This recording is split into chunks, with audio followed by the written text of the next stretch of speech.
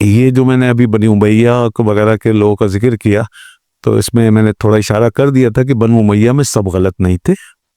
آج کل بنو امیہ کا نام لے کے جیسے ایسے ذکر کرتے تھے، ساری غلط لوگ بنی امیہ میں بھی تھے، بنو عباس میں بھی تھے. اور بنو امیہ میں ایک شخص ایسے آئے ہیں جن کا نام ہے عمر بن عبدالعزیز.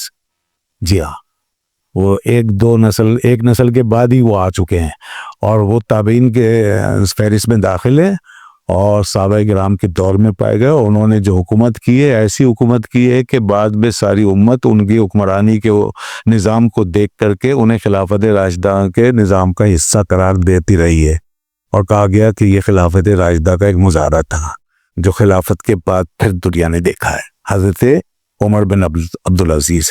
تو یہ بھی ذہن میں رکھ کے لوگ بس پروپیگنڈا کرتے ہیں. اور دوسری بات یہ ذہن میں رکھے کہ ان لوگوں کی، ان حکمرانوں کی جو مخالفت صحابہ وغیرہ سے تھی، یہ سیاسی زیادہ تھی.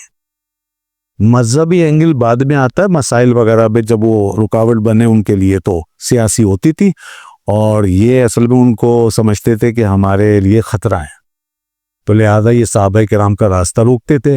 اور چونکہ یہ اقتدار کرتے تھے غیر شرعی انداز میں نے بتایا نا، جیسے کہ غیر شرعی کام کرتے تو صحابہ کرام کو خطرہ سمجھتے، تو اس لیے ان کا اختلاف دینی عقائد میں نہیں ہوتا تھا.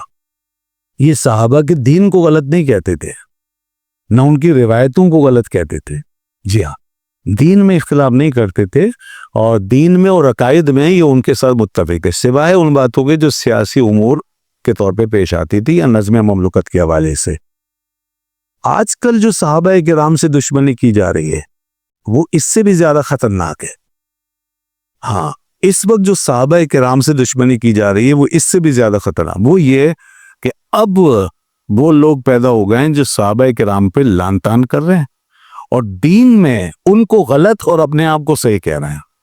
اب وہ لوگ پیدا ہو چکے ہیں، آپ ان کی باتیں سنیں تو وہ کہیں گے کہ جی وہ تو معاذ اللہ، یہاں تک کہیں گے کہ وہ تو مسلمان ہی نہیں تھے.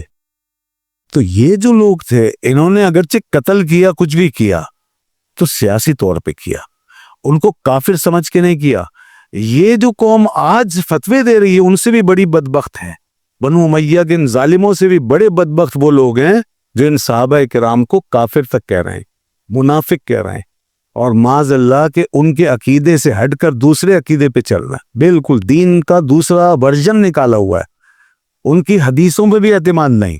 یہاں تک کہ بدبختی کی انتہا یہ کہ جو قرآن ہمیں پوری امت کو ملا ہے نصاب سے، اس قرآن پہ بھی شک کہ پتہ نہیں اس میں کچھ کم تو نہیں کر دیا، اور کوئی اہل بیت نے کوئی دوسری چیز رکھی ہوئی ہے وہ ہمیں بعد میں مل جائے گی، یا کوئی غائب امام لے کر آئیں گے، یا امام مہدی ہمیں دیں گے وغیرہ. اس طرح کے تصورات بھی ہیں.